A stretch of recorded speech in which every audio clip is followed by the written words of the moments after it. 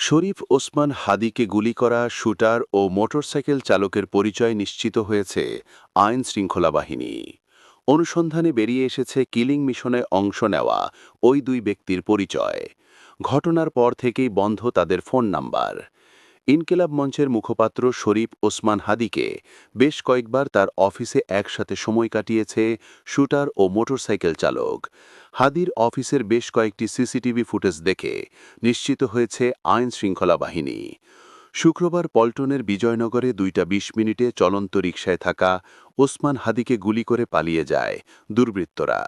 শুটিংয়ে অংশ নেওয়ার যুবকের নাম ফয়সাল করিম মাসুদ, আর মোটরসাইকেল চালকের নাম আলমগীর। আইন শৃঙ্খলা বাহিনীর অনুসন্ধানে এ বিষয়টি উঠে এসেছে। গুলির আগে হাদির পাশে বসে থাকা এই যুবকের নাম ফয়সাল, আর নির্বাচনের প্রচারণায় অংশ নেওয়া এই যুবকের নাম আলমগীর। প্রচারণার সময় আলমগীরের গলায় চাদর দেখা যায়। গুলি করে পালানোর সময়ও স্পষ্ট দেখা যায় সে চাদর। আর ফয়সাল পেছনে কালো ব্লেজার পরা ছিলেন।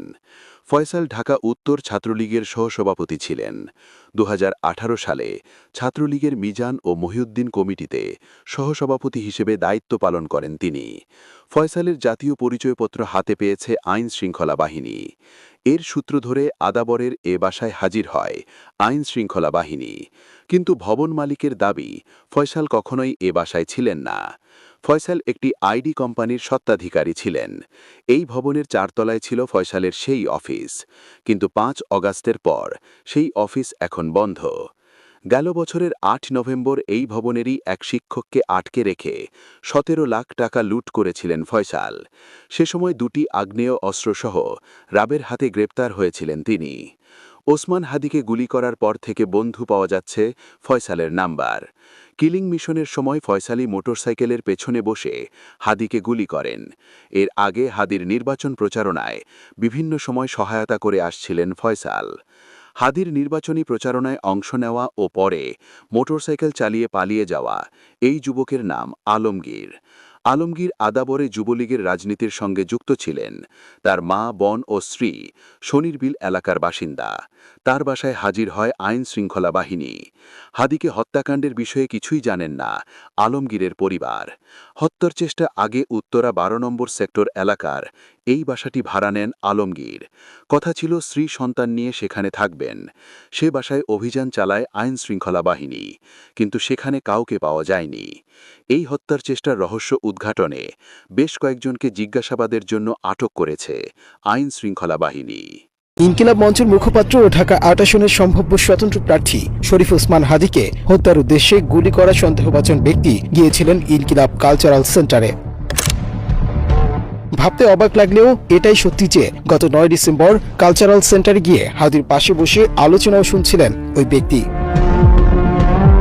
Digital investigative media the Dissent হাদিকে গুলি করা ব্যক্তি, হাদির নির্বাচনী প্রচারণায় অংশ নেওয়া ব্যক্তি এবং 9 ডিসেম্বর ইনকিলাব কালচারাল সেন্টারে যাওয়া ব্যক্তির একাধিক ছবি যাচাই বাছাই করে এমন তথ্য দিয়েছে। তারা জানিয়েছে 3 ঘটনায় যে ব্যক্তি সামনে আসছে তার সঙ্গে ফয়সাল করিম মাসুদ ওরফে দাউদ খান নামক এক ব্যক্তির চেহারা হুবহু মিলে যাচ্ছে। 2টি ফেস ডিটেকশন অ্যাপে ফয়সাল করিমের একাধিক ছবি তুলনামূলকভাবে যাচাই করেও ইনকিলাব কালচারাল সেন্টারের সিসি ফুটেজে দৃশ্যমান ব্যক্তির মিল পাওয়া গেছে। হাদিকে গুলি করা ব্যক্তিদের ধরতে এরই মধ্যে সাঁড়াশি অভিযান শুরু করেছে ঢাকা মহানগর পুলিশ, গোয়েন্দা পুলিশ, র্যাপিড অ্যাকশন ব্যাটালিয়ন সহ যৌথ বাহিনী। সংবাদ বিজ্ঞপ্তিতে বলা হয়েছে, ঘটনাস্থলের সিসিটিভি ফুটেজ বিশ্লেষণ করে ছবির ব্যক্তিকে প্রাথমিকভাবে শনাক্ত করা গেছে। ঢাকা মেট্রোপলিটন পুলিশ তাকে হন্যে হয়ে খুঁজছে। এই ব্যক্তি সম্পর্কে কোনো তথ্য থাকলে বা সন্ধান পেলে দ্রুত নিম্নলিখিত মোবাইল নম্বরে অথবা 999 এর মাধ্যমে পুলিশকে জানানোর জন্য বিনীত অনুরোধ করা হচ্ছে। হাদিকে গুলি করা ব্যক্তিকে ধরিয়ে দিতে পারলে 50 লাখ টাকা পুরস্কারের ঘোষণা দিয়েছেন স্বরাষ্ট্র উপদেষ্টা লেফটেন্যান্ট জেনারেল জাহাঙ্গীর আলম চৌধুরী। শনিবার সচিবালয়ের সভা শেষে তিনি বলেন, ফ্যাসিস্ট টেরোরিস্টদের দমনে ডেভিল হান্ট 2 চালু করা হবে। ওসমান হাদি গুলিবিদ্ধের সাথে যারা জড়িত তাদের ধরে দিতে পারলে 50 লক্ষ টাকা জড়িত। ফ্যাসিস্ট টেরোরিস্টদের দমনের উদ্দেশ্যে committee operation devil hunt phase 2 অবিলম্বে চালু করার সিদ্ধান্ত গ্রহণ করা হয়েছে। এর আগে 2024 সালের নভেম্বর মাসে রাজধানীর মোহাম্মদপুরের আদাবর এলাকায় একটি অফিসে ঢুকে অস্ত্রের মুখে 17 লাখ টাকা লুট ও ডাকাতির মামলায় প্রধান আসামি হিসেবে ফয়সাল করিম র্যাবের হাতে গ্রেপ্তার হয়েছিলেন। যদিও পরে কিভাবে তিনি ছাড়া পান সে বিষয়ে কোনো তথ্য পাওয়া যায়নি। ফয়সাল করিম মাসুদ নামের ওই ব্যক্তি নিষিদ্ধ সংগঠন ছাত্রলীগের সাবেক সহসভাপতি। এছাড়া ঢাকা মহানগর উত্তর এবং আদাবর ছাত্রলীগের সভাপতি পদেও ছিলেন তিনি।